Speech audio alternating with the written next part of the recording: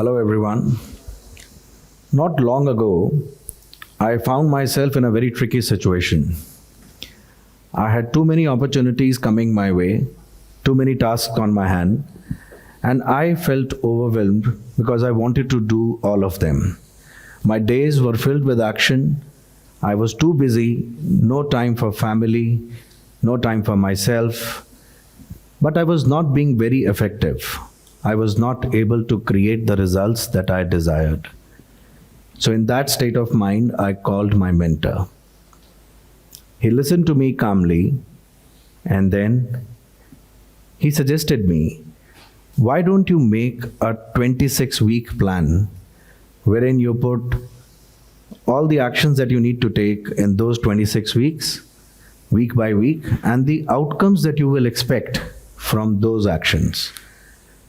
Immediately after that call, I made that plan, and instantly I felt in control again. I realized what had changed. Now I was clear what actions I needed to take, when I had to do those things, and what outcomes I could expect from them. I realized clarity is the key. In my journey as a chartered accountant, I've dealt with hundreds of business owners and I've listened to their problems, helped them find solutions. What I realized is that clarity is one thing that stands between people and progress. When you don't know what you have to do, you cannot move forward. But when you get that clarity, you can take the right action. If you take action without clarity, the chances of going wrong are very high. Today, I'm going to talk about clarity, which is the foundation of all progress in all aspects of life. I want you all to imagine your wardrobe at home. When you set up that wardrobe, you put everything in its place. All shirts are stacked, all trousers folded. Everything is in order. But when you start using that wardrobe over a period of time, you buy new clothes, you stuff them in. When you're using clothes, you don't put them back properly, you roll them, throw them in. We all do that. And very soon, our wardrobe starts looking like this. And when we have to find a piece of cloth, it is very, very difficult. Soon we get frustrated and fed up, and one day we decide to clear it up. So what we do, we take everything out, discard what is not being used, and whatever is remaining, we again stack it in a manner that we did at the beginning. Again, finding a garment becomes very easy. Your wardrobe starts looking like this. Now imagine your mind like this wardrobe. Every day we are meeting new people. We are getting a lot of information from the social media.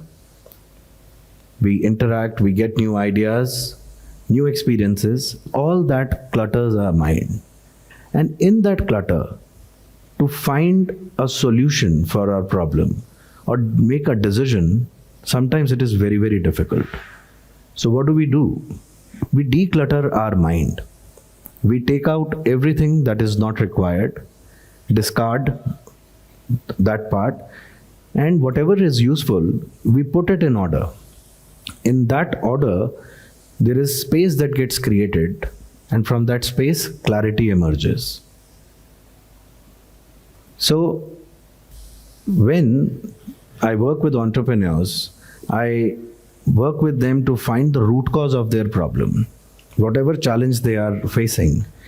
Then once the root cause is identified, we can actually see what are the factors that are there which can be worked upon and what are the factors which cannot be worked upon. So whatever cannot be changed, we need to accept that, and whatever we need to work upon, we act on it. So we get to a stage where there is acceptance and action. And both these things, acceptance and action, bring down the cortisol levels. In my journey, I have worked with a lot of people, so I've learned few hacks to get clarity in any situation. And I'm going to share 7 hacks which I use regularly with myself and with people whom I work with. So those 7 hacks are, the first one is doing. So you can't think your way to clarity. You have to do your way to it. When we take small steps in any direction, we get clarity whether this is going to work for us or not. Suppose if you want to decide whether you want to do a part-time job with your studies, whether you will be able to manage that. When you take up that part-time job, then only you get to know that whether you're able to manage it or not. I have seen many people who get admissions in top colleges and then decide to drop out because it is clarity through experience that they get that this form of education is not for them. In business also, when we take steps, we get to know whether the decision that we have taken is correct or not. In fact, I remember Mr. Mehra, he was a garment exporter. He had a challenge that his son did not want to join his business. Before the son could explore other opportunities, so just coming out of college, he wanted to do certain things before he decided to get into his father's business. Mr. Mehra gave his son 3 years time to explore all those opportunities so that he gets the clarity whether the business, the father's business, is the one that he would want to do for the rest of his life. And it worked in favor of Mr. Mehra.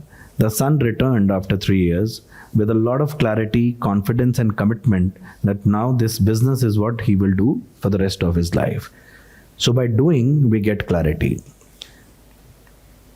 The second hack is measuring. Most of the times we either amplify the problem in our head or we dismiss it for being insignificant. But the reality we get to know only when we measure things, when the numbers and facts are in front of us. I might feel that I'm a little overweight, but when I step onto a weighing scale, then only I would get to know the truth. In business also, we use numbers to measure our performance, and without looking at the numbers, we can only be a little delusional that, well, how our business is doing. So my friend, he came to me recently, 6 months back, and he said, we have done phenomenally better than the last year. I said, that's great news. But when we looked at the profit and loss statement, we saw that the sales had gone up by 40%, but the profit in fact had gone down by 10% because the expenses had gone up unimaginably high. So when he got to know, he started taking action on improving the profitability. So that is where measuring brought clarity that what exactly he needed to do with his business. Writing. Writing is like decluttering your mind. You take out everything and you put it on a piece of paper and you create a distance between you and the problem.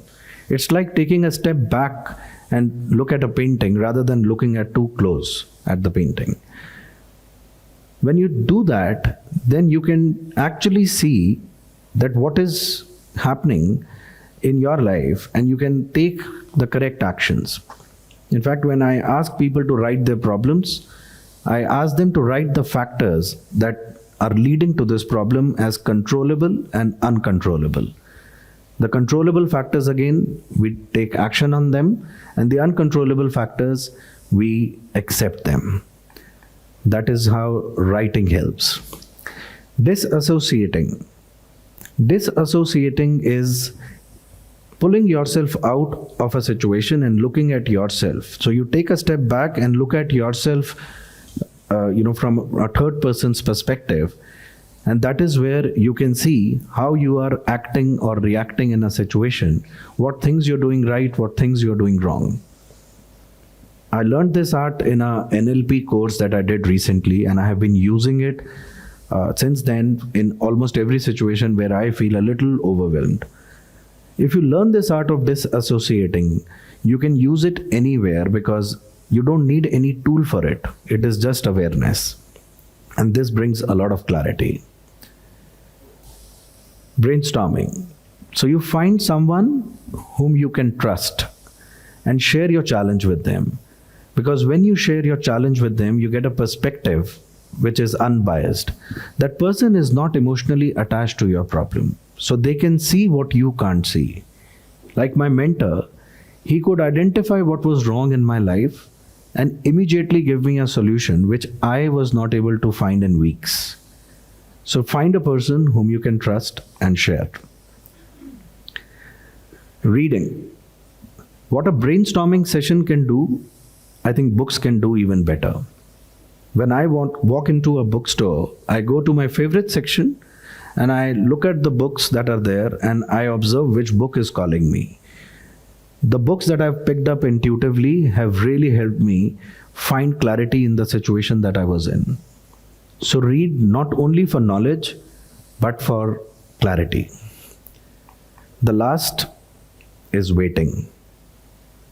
Clarity sometimes takes time to find you.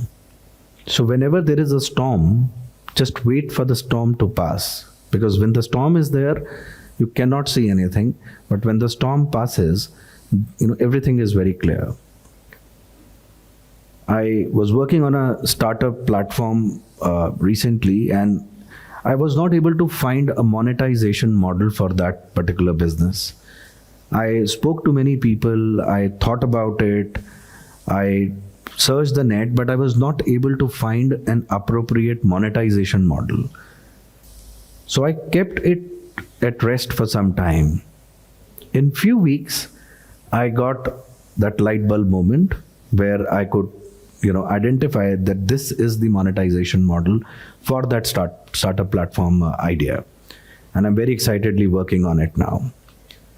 So I can say that in life, clarity is not a luxury. It is the foundation for every meaningful action. And when the mind is clear,